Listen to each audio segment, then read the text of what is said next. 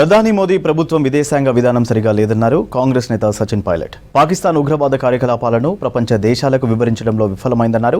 ఫలితంగా ఆపరేషన్ సింధూరును మధ్యలోనే ఆపేయాల్సి వచ్చిందని చెప్పారు. భారత్ పాక్ మధ్య మూడో దేశమైన అమెరికా ప్రమేయంపై ప్రధాని మోదీ సమాధానం చెప్పాలన్నారు సచిన్ పైలట్. आतंकवाद को जड़ से ख़त्म करने के लिए और पाकिस्तान समर्थित आतंकवाद जो कई दशकों से हमको टारगेट किए हुए हैं, चाहे वो कश्मीर हो चाहे पंजाब हो, ये पूरी दुनिया जानती है और पूरा देश आतंकवाद से तंग आ चुका है. हम चाहते समाप्त हो और जो ताकतें पाकिस्तान के सरजमीन पे आतंकवाद को पनपाने का काम करती हैं, उनका सफाया होना बहुत ज़रूरी है. इसमें कोई दो राय नहीं है, इसमें कोई अलग अलग बात करने का मतलब नहीं बनता. सारे दल, पक्ष विपक्ष, पूरा देश एकजुट है और होना भी चाहिए.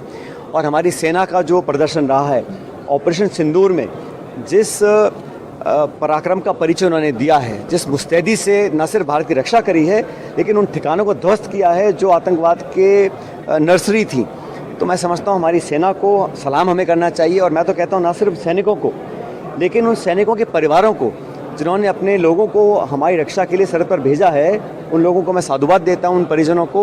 और पूरा देश गर्वान्वित महसूस करता है जब भारत की सेना देश की रक्षा के लिए सब कुछ कुर्बान करने के लिए तत्पर रहती है. और मुझे लगता है कि पूरी दुनिया में सबसे प्रोफेशनल आर्मी अगर कोई है तो भारत की है. और मुझे तो इस बात की भी चिंता है कि IMF ने अभी बहुत बड़ा लोन उनको दिया है और अमेरिका के राष्ट्रपति कहते हैं बहुत व्यापार करेंगे पाकिस्तान के साथ. जो संसाधन पाकिस्तान के पास हैं उसका वो दुरुपयोग नहीं करेंगे, इसकी क्या गारंटी है?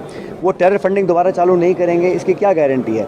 इसलिए सरकार को स्पष्ट करना चाहिए कि क्या आश्वासन उनको मिला है, क्योंकि हम लोग चर्चा करें आतंकवाद की और अमेरिका ने नया शगुफा छोड़ दिया है कश्मीर का. कश्मीर की तो चर्चा ही नहीं थी भाई. ये अलग अलग मुद्दे हैं और कश्मीर द्विपक्षीय मामला है. इसका अंतर्राष्ट्रीयकरण करना मैं समझता हूँ बड़ा दुर्भाग्यपूर्ण है, होना नहीं चाहिए. और मुझे लगता है कि अलग अलग देशों से जो आवाज़ें आ रही हैं उसमें कहीं ना कहीं भारत और पाकिस्तान को एक तराजू में तोलने का काम किया जा रहा है, जो बड़ा गलत है, क्योंकि कोई तुलना नहीं है. भारत की अर्थव्यवस्था पाकिस्तान से 11 गुना है. वो एक फेल्ड स्टेट है और वहाँ की जो सरकार है वो एक बड़ी कमज़ोर सरकार है. इसलिए उनकी विश्वसनीयता पर मुझे सवाल है. इसलिए सरकार को स्पष्ट करना चाहिए कि किन मापदंडों को देखकर, किन आश्वासनों को लेकर हम लोगों ने सीज़ फायर किया है.